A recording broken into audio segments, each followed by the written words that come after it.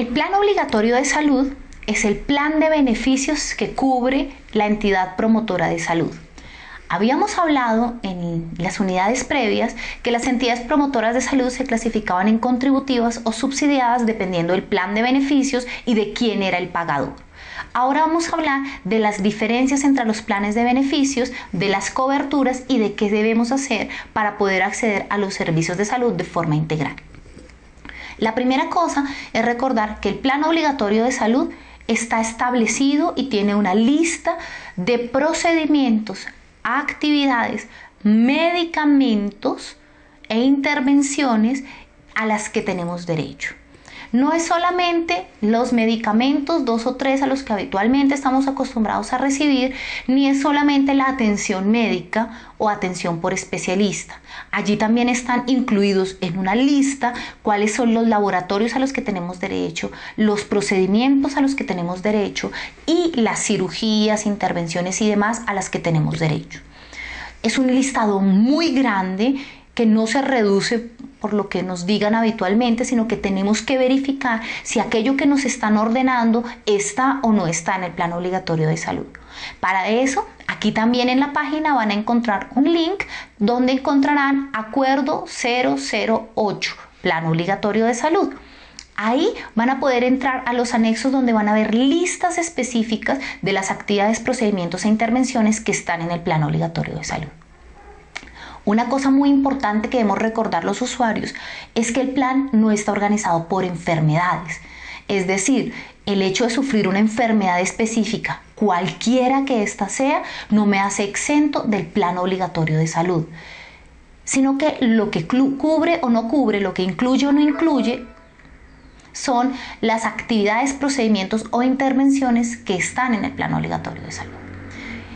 Eso significa que yo puedo enfermarme de gripa o de diarrea o de una enfermedad muy grave como cáncer y en cualquiera de esos casos puedo necesitar que me vea un médico general o una enfermera profesional o un médico especialista. Lo que cubre el plan es la consulta por el médico, la consulta por la enfermera o la consulta por el especialista, independientemente del diagnóstico que yo tenga. La otra cosa que debemos recordar en los planes obligatorios de salud es que al ser listas específicas hay cosas que están por fuera, de lo que vamos a hablar en la segunda parte de esta charla. Hay una diferencia entre los planes obligatorios de salud cubiertos por quienes pagamos y los planes obligatorios de salud cubiertos por el Estado o los subsidiados. Y eso tiene un sentido. Quienes pagamos estamos pagando una prima más alta, pero además de eso, por nuestras condiciones y nuestros estilos de vida, tenemos un poquito menos de riesgo financiero que quienes están en un riesgo tan alto que deben ser financiados en salud por el Estado. La segunda cosa es que aquellos que están financiados por el Estado no es que queden en el aire, sino que tienen otros mecanismos para acceder a lo que no está en el régimen subsidiado. Lo que se incluye en el plan obligatorio de salud contributivo o subsidiado se denomina régimen contributivo o régimen subsidiado.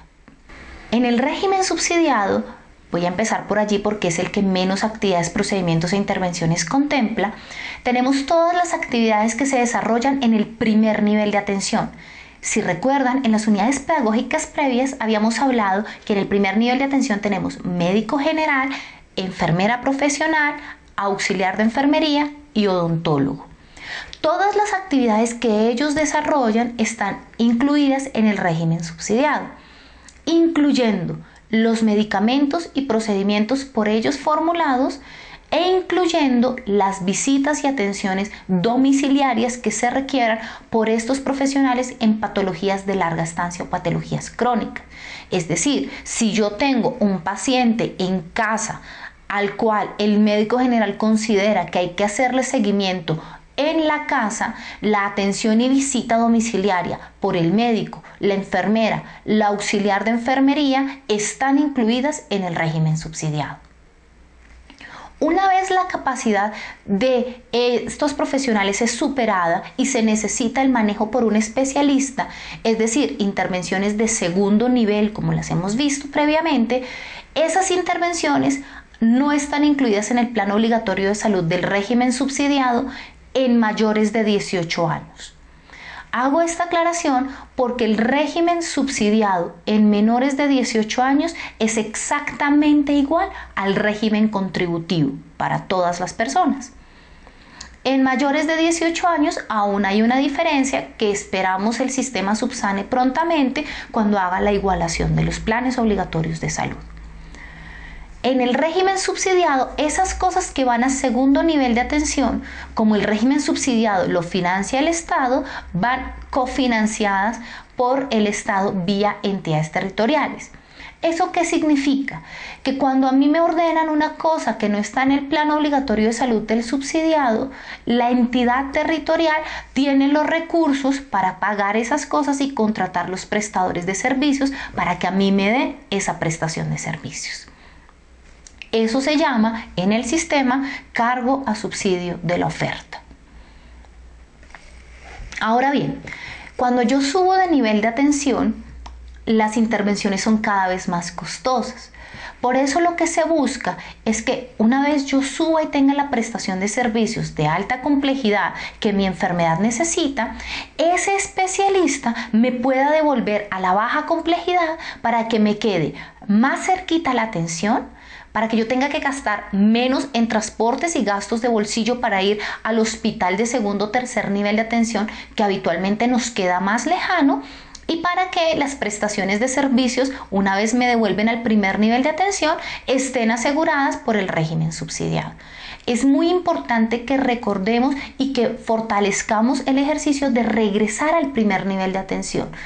Primero, porque tenemos derecho a eso, y segundo, porque para nosotros como usuarios es mucho menos costoso ir al sitio que nos queda más cerca de la casa que irnos siempre donde el especialista cuando el plan de tratamiento del especialista ya está definido y establecido. Ahora bien, ¿qué pasa con quienes contribuyen en el sistema? Quienes contribuyen en el sistema tienen el primero, el segundo y el tercer nivel y hasta el cuarto nivel de atención cubiertos por un solo pagador.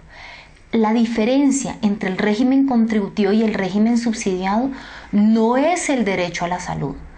Todos tenemos el mismo derecho y todos podemos acceder a las mismas prestaciones de servicio que están en ese acuerdo 008. La diferencia es quién paga. En el régimen subsidiado, la baja complejidad la paga la EPS del subsidiado y la mediana y alta complejidad la paga el Estado, pero el derecho es el mismo. En el régimen contributivo hay un solo pagador para la baja, la mediana y la alta complejidad, independientemente de que yo tenga que moverme a instituciones prestadoras de servicio distintas. Con el régimen contributivo es muy importante recordar que nosotros tenemos derecho a recibir servicios de salud de baja, mediana y alta complejidad y regresar a la baja complejidad para continuar los planes de tratamiento también en el primer nivel. Aquí el tema no es la diferencia del pagador, sino la diferencia de los gastos de bolsillo, de las cuotas moderadoras y de los copagos. Pero además de eso, que nosotros podamos tener nuestra historia clínica en un solo sitio y dentro de lo posible con un solo médico. Por eso es muy importante cuando llenamos la afiliación al régimen contributivo, poner el sitio más cercano a nuestra casa que tiene contrato con esa EPS. En los sitios lejanos como municipios y pueblos, habitualmente el sitio más cercano es el centro o puesto de salud u hospital público. A veces es preferible tener ese sitio como primer nivel de atención para disminuir los gastos de bolsillo que implica ir a la cabecera municipal o ir a la ciudad más cercana. En cuanto al régimen contributivo, todo lo que ven en el acuerdo 008 de la Comisión Reguladora en Salud está para el régimen contributivo y para el subsidiado la diferencia es el pagador. Los menores de 18 años tienen un solo pagador en régimen subsidiado y es la EPS del subsidiado. Ellos pueden, igual que los del contributivo, acceder a baja, mediana y alta complejidad sin importar en qué IPS sea asociado a la afiliación que tienen al régimen subsidiado.